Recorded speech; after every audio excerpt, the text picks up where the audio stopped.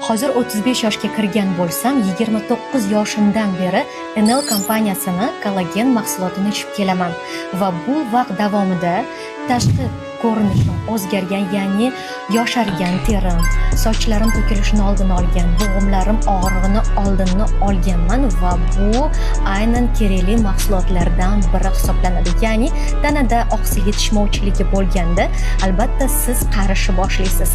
Hozir yana sizga yangi kollagen Trinity haqida ma'lumot berib o'taman. Eng zo'r tarafi bu raspakovka. Bugun o'zim uchun xarid qildim yangi kollagen Trinity va afzallik tomonini siz bilan bo'lishmoqchiman. Eng asosiysi, buni suvga qo'shib ichilmaydi. Bu вообще maza. То есть buni shuni kesib olasizda va so'riladi. Ikkinchidan 3 xil kollagen ichida mavjud.